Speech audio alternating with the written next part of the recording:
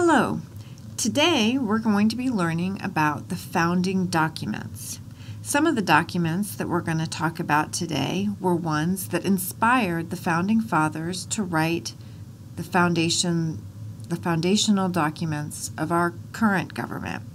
And some of the ones we'll talk about are ones that the founding fathers themselves wrote and talk about how they influence our government today.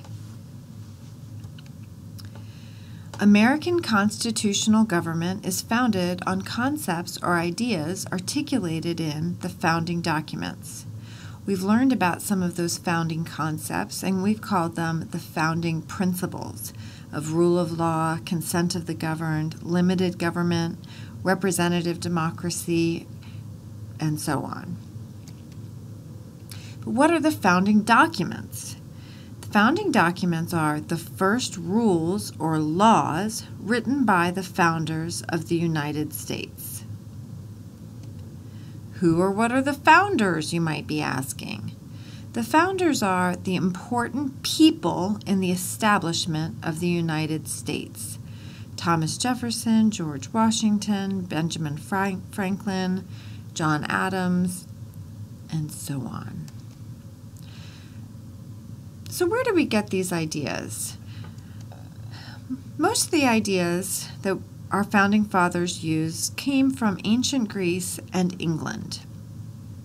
Mostly from ancient Greece, we got the idea of democracy. And democracy is the government is run by the citizens of that country. We've also talked about democracy as the system of government in which the people rule. There have been several examples of that in ancient history, but the one that the founding fathers were probably most familiar with was from ancient Greece.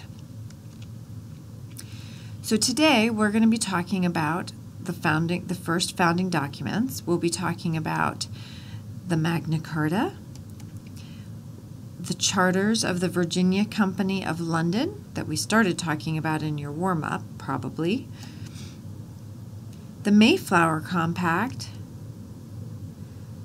the Virginia Declaration of Rights, the Virginia Statute for Religious Freedom, the Declaration of Independence,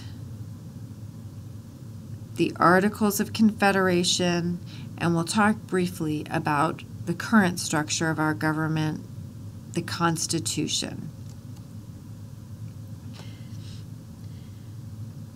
The Magna Carta is the oldest of the documents that were influential to our founding fathers.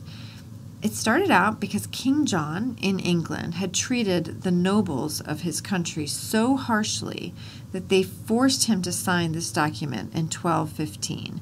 They actually took him out to a field in Runnymede, England, and swore that they were going to kill him unless he signed this document. He really didn't want to do it, but he more than that didn't want to die. So he signed the document, and it protected the rights of the nobles.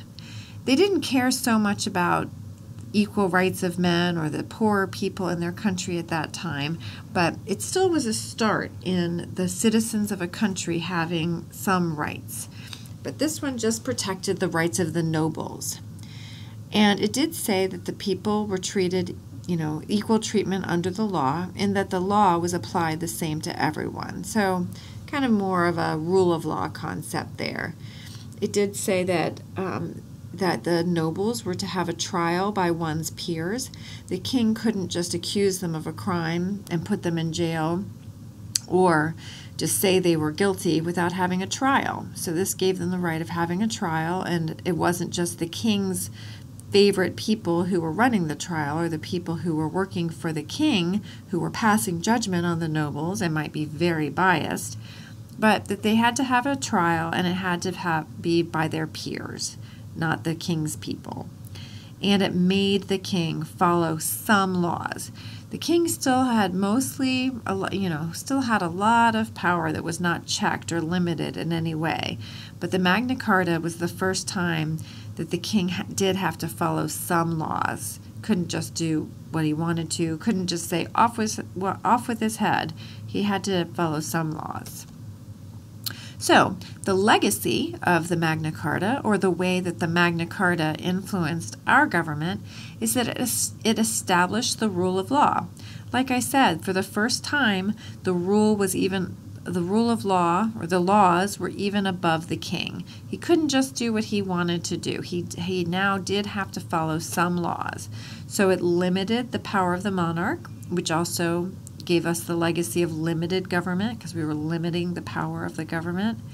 And its rights included equal treatment of the law and trial by one's peers for the nobles. Our next founding document today is the Charters of the Virginia Company of London. I know that you learned a little bit about this in 4th grade, but probably have forgotten a lot of it, so let's talk about it again a little bit. Who wrote this document? It was King James I. It's kind of easy to remember because the charters established Jamestown, named after King James I. And this happened in 1607.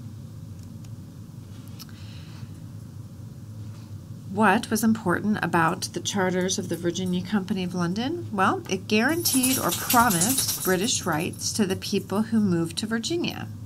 And it promised the colonists all the liberties of a British citizen.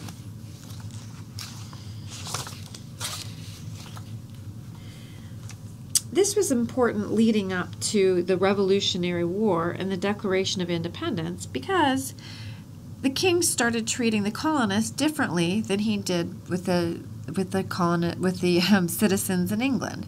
And the charter said that if they lived in the colonies, they had the same rights and same liberties of the people who lived in England, but the king started making different rules for those people who were in the colonies.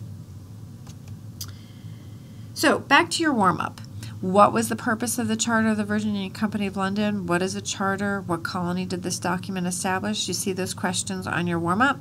We're going to switch over to that for a moment to answer these questions. The purpose of the Charter of the Virginia Company of London was to set up the new colony, Jamestown, in the New World. They were headed across the ocean. They knew that they didn't want there to be chaos. They had to have some rule of law and some boundaries so that they could survive and work together. So it set up the colony. What is a charter? In this case, a charter is just kind of a written document in many cases, but in this case it's a little bit more specific, and it means a written document granting land and authority to set up a colonial government. This type of document lets people set up a colony. What colony did this document establish? Jamestown, named after King James I. What did the Charter of the Virginia Company of London guarantee to the colonists? It guaranteed the same rights of Englishmen. The Englishmen had fought hard to get some rights, some rule of law, and the colonists didn't want to give that up just because they moved across the sea. They had the English Bill of Rights and the Magna Carta already. There were some rights of the people and limits on government. So why do you think this document is important to the Constitution? How did it influence it? The charters guaranteed the same rights as Englishmen. So some of those rights that were established in England are implied in our own Constitution. They were assumed to already be there. The next document that we're talking about is about the next colony that was established in America on Plymouth Rock in Massachusetts. Those were the Pilgrims that came over on the Mayflower in 1620. They came over on the boat Mayflower off the shore of Plymouth, Massachusetts. And the reason the Mayflower Compact was written is because the Pilgrims wanted to have laws to rule them in the new colony. So the main ideas that we get from the Mayflower Compact are direct democracy and rule of law. We get direct democracy because they voted on this directly, and every person voted directly on this document. They didn't elect representatives to make the decisions for them, and this set up a tradition of direct democracy in the New England area. We still see a legacy of that direct democracy with their system of caucuses instead of primaries in that region of the country, because they're more inclined to have the people vote directly on an issue in direct democracy instead of having a representative to make the decision on their behalf. It also set up rule of law because the colonists were smart enough to know they needed to have some laws to establish order so they could work together and that their community would function so that everyone could survive and have a good life in the new colony. The next document that we're looking at today is the Virginia Declaration of Rights. And the Virginia Declaration of Rights listed individual rights. It's one of the first times that they put down to paper rights that people should have. They didn't have to be royalty to have rights. This document was written by George Mason, one of the very underappreciated founding fathers, but we do have a university near us named after him. And George Mason wrote the Virginia Declaration of Rights in 1776. The Virginia Declaration of Rights provided for the freedom of religion, power of the people, and due process. This was one of the first documents to address freedom of religion, that the government should not be involved in religion, that there was consent of the governed, the power remained in the hands of the people, and due process, that there are procedures and rules that even the government must follow to protect individual rights. The importance of the Virginia Declaration of Rights is that it served as the basis for the Bill of Rights in the United States Constitution. It's kind of easy to remember because they both have the word rights in it. The Virginia Declaration of Rights served as a basis for the Bill of Rights. Our next document is the Virginia Statute for Religious Freedom. This provided for freedom of religious beliefs and opinions. It was written by Thomas Jefferson, and it guaranteed that people would be free to choose a religion. The government couldn't impose a religion on them or say that one religion is the official religion of the United States, that people could choose their own religion or choose not to have a religion at all. It also established the separation of church and state. The Founding Fathers saw that there was a lot of difficulty when the government got involved in religion at all, and they didn't want people to feel excluded because of their religious beliefs.